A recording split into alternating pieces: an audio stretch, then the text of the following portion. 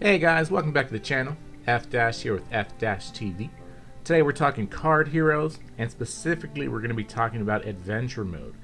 Now, as we all know, adventure mode in this game is absurdly difficult. It's very, very hard. It's really weird because it's very unlike any other adventure mode I've ever played in another game. Like, it gets hard real fast, really quickly. But the benefits of it are really, really high. Right? So the really big question in this game is, how do you beat these bosses, right? As you can see, I've got 3 stars on every boss up until the Banshee, and then after that, not really so much, except for you know, the Saint and the Templar, because they're actually really, really easy, right?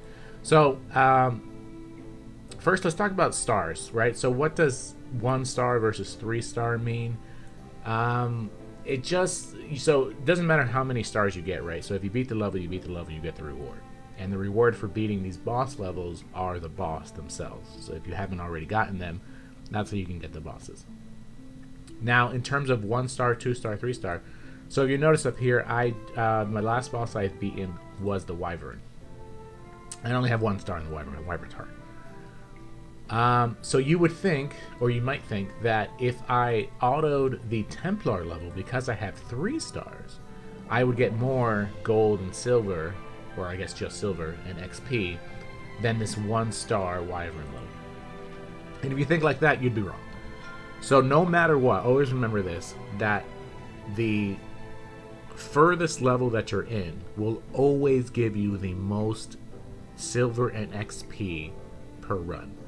Right, so that 1 star is going to give me more silver, more XP for my cards than that 3 star previous level will. Right, so don't ever worry about that. Always auto, or run your latest level first, or only really, because that's going to give you the most XP.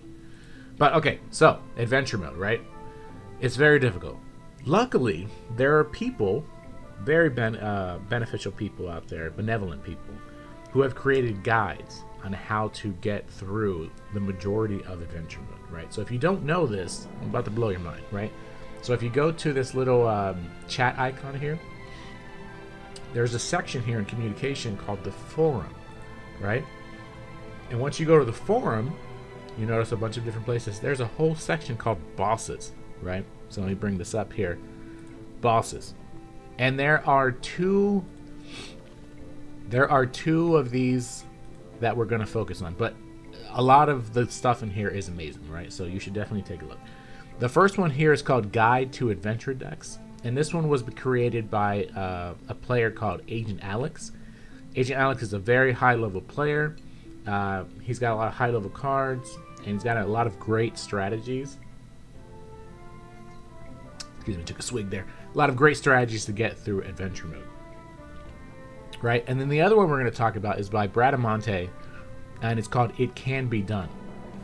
The cool thing about this one is that Montaigne does not have high level cards, right? He's got pretty normal level cards, but he's got really, really good strategies on getting through adventure mode as well.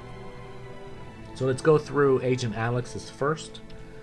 Now, so his intro here is that this is for everybody, and that these are the decks that he used to beat a specific stage. Anything that is not... Oh, don't worry about that. All right. So he starts at the Mad Alchemist, right? So if we go to Adventures, his deck, or not his deck, but his strategy guide is going to start here in the Abandoned Lands, right? So that's a really good place to start, right? Because getting to the Abandoned Lands is not really that difficult. You should be able to do it relatively easily. And this is probably the Lost Shadow, is where people start having the initial bit of trouble. So he starts at the Mad Alchemist, and this is his deck for the Mad Alchemist. I should probably do like a tier list of all these cards. You'll notice that healing cards are pretty OP in this in adventure mode, because these cards do a ton of damage, right? So being able to heal is always a good thing. So you'll see decks like this. You'll see decks like this with a Dryad and 3 healers, because again, you want to keep those people alive. And I don't think either of the decks really focus on 3-starring these nodes here so much as they do on just beating them, right? So that's the one for Mad Alchemist. He then has one for Obviously the Griffin, the Lifestealer, the Shadow, and the Hungry Ogre. So I wanted to focus specifically on the Hungry Ogre, because I know a lot of people have issues with this one. So these are the decks that he recommends. You can see the first one has 1 healer and 3 DPS, and then the second one has all DPS with a Saint there specifically to power up your Harpy. I will say this about Agent Alex's list of cards. As I said in the beginning, he's a high level player. He has high level cards. So if you go into this and you click on some of these cards, you're going to see like level 17, 18, 19, which you probably don't have. I'll be honest with you, you probably don't have those type of cards. Unless you're whaling it, right? And if you're whaling it, you probably don't need help anyway. So you probably won't be able to do as well as he is. You probably won't be able to get as far as he is in Adventure just because you don't have the card levels, right? Even I don't. I only have, you know, like level 15 cards at this point. However, when I started using his guide, I think I was only like level 13, 14 maybe 12. So some of these strategies will still work for sure. So let's go ahead and set up one of my cards here. Which one do I want to mess up? Let's mess up Counter Strike here. Alright, so he says move this one over here. Let's switch up a healer. Yeah, see mine is level 15, and he's got Rifleman. Rifleman's awesome, by the way. He's gonna, no, not him, sorry. We're gonna replace, we're gonna use a Griffin and then a Rifleman. Now, my Rifleman is level 17, so whatever. Right, alright, so let's go ahead and try. So who you're fighting here, you're gonna fight an Ogre. You're going to be fighting, and the Ogre is level 13. They've got a healer, they've got a Viper, and then they've got a Griffin as well. So you're going to want to take out the back before you take out the front. Now, I will say, if you have a Dwarf, right, I would substitute the Dwarf for the Barbarian in a hot second, right? It wouldn't even be a question. And that's because you'd want to get the Dwarf in front of the Ogre so that he doesn't go, right? And so Dwarf is going to be really one of the top level MVP cards of Adventure in general, because the Ogre is amazing. No, I'm sorry, not the Ogre, the Dwarf. The Dwarf is amazing, right? Well, let's go with the team that he said here, the top team. Let's fight, see what we can do. So we do have it kind of in the right place here. So you want to go with Griffin first, just because you kind of have to. Yeah, that was silly of you. So he's going to die, not a problem. Yeah. Alright, and then get him. He's probably going to heal himself. Yeah, so predictable. So predictable. If I heal 9, no, he can't. So we're going to go ahead and pop him in the face. He's going to heal himself again. Not a problem. So she's going to take out my Rifleman. Oh, no, he didn't. Oh, interesting. That's very interesting. Let's go ahead and take him out. I don't know why she didn't do that. That's very silly. We'll heal ourselves. Go ahead and pop her in the face. Again, my Rifleman is level 17, so but hopefully you have something slightly similar to that that can do that type of damage. But this is the general strategy here. He's got 12 now. Go ahead and yeah, it's the last round. He's dead. And there you go. Beat it with 2 stars. Obviously, I've already done it with 3. And I'll tell you, I did it with the Dwarf, because the Dwarf's amazing. So as you can see, it does work, you know. And those were like level 13, so if you're around level 13 cards, maybe even less, you could probably do this, right? So give it a shot.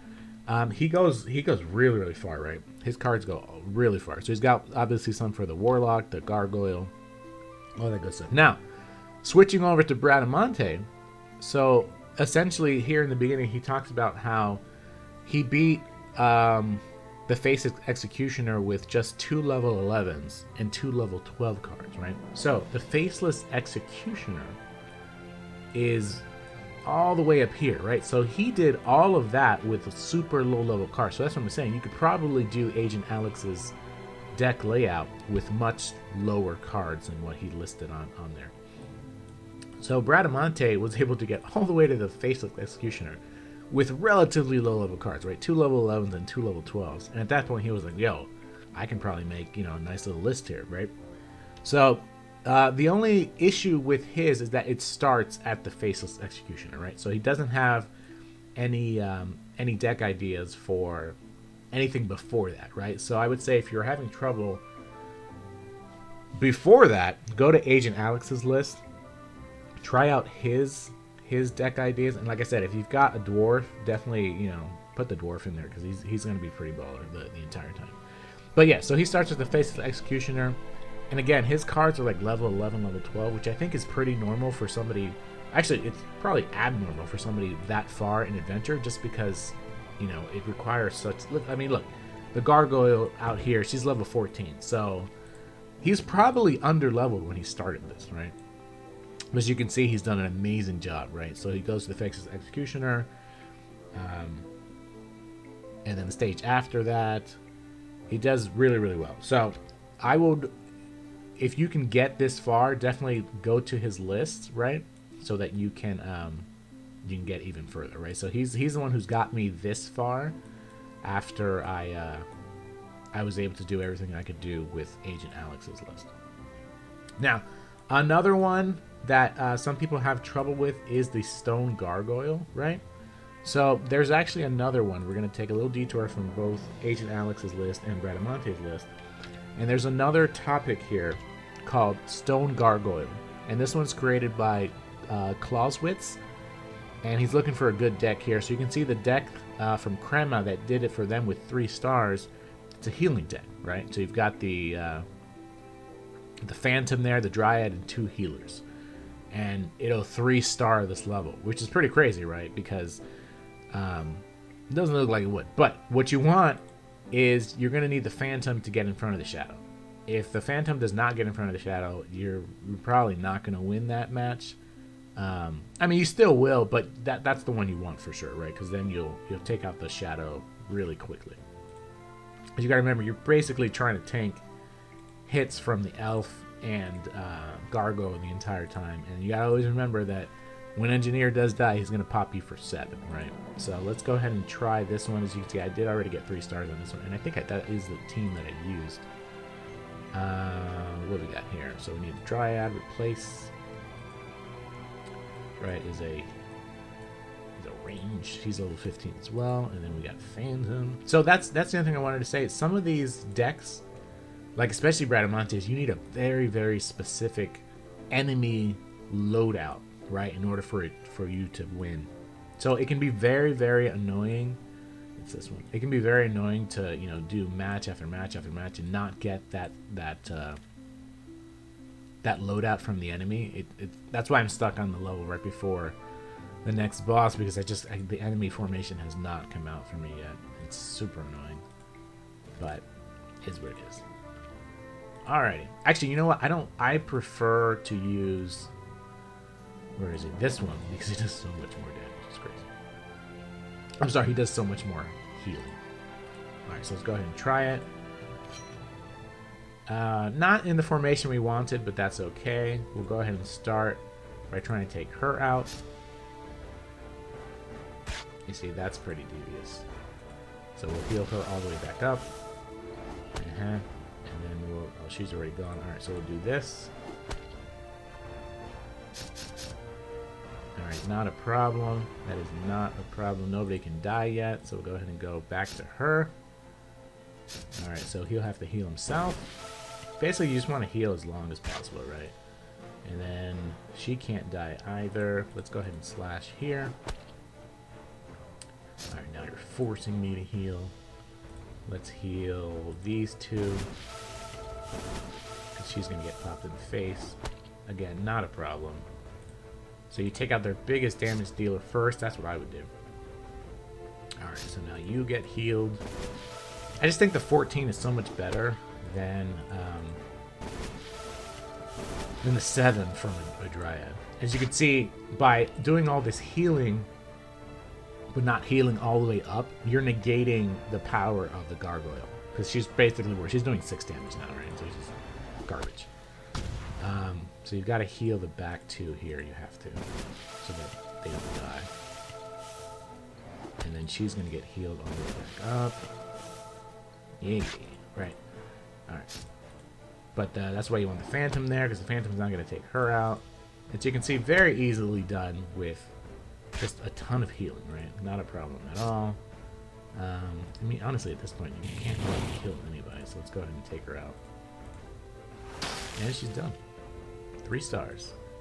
6 rounds, 3 stars. Not hard at all. So that's the Gargoyle. She went down relatively easily. Thank you, thank you, thank you. So if you need help with the Stone Gargoyle, definitely try that team out. Then we've got one for the Banshee. Banshee one is not terribly different. Here's the one from Unicorn Beef. This is how he beat it. Actually, you know what? Let's see if I can beat the Banshee with 3 stars. It's level 15, right? They do a ton of damage, like an absurd amount of damage. Let's see what I can do. So we want the Phantom. This one we want to switch out for a Harpy. My Harpy is 15 as well. Everything's 15. And then we want a Griffin. This is interesting. A Griffin. And we want a Viper. Right? Is that her name? Viper? Viper. Yes. Alright, so let's try this one out. This one's gonna be interesting. Essentially, you'd want, because it looks like they're both gonna go for the Phantom. So let's see what happens here with this team. Alright, who do we want to kill first? She does 20 damage, I know. But let's take this thing out first, just so it goes first. Ooh, 18. Alright, you know what? Let's do that. So she is gonna die, but that's fine. That is fine. Alright, check out the back. She's dead. So he's not killed himself just yet. So definitely not with 3 stars. So he kills himself. That's awesome. Give him one of these. He's going to kill her. Oh, he didn't. And look. Dead. Alright, so you can still do it with 2 stars. Not a problem. But that team did work out pretty well. It might have been a little different had that guy who does 17 damage been in front of Harpy. But what's his name?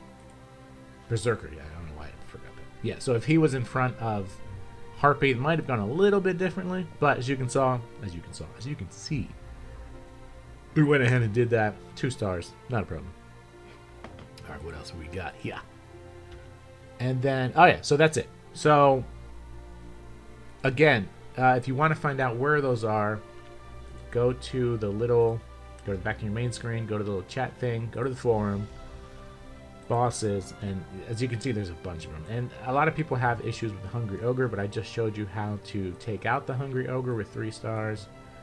They're all in here. This is a really, really good resource, so definitely check it out. If you'd like to see a strategy and a boss that is not in one of those guides or not in there, definitely let me know in the comments. Otherwise, I hope this helps you out in adventure. I will see you guys next time. Thank you guys so much for watching here on effdash TV. Take it easy.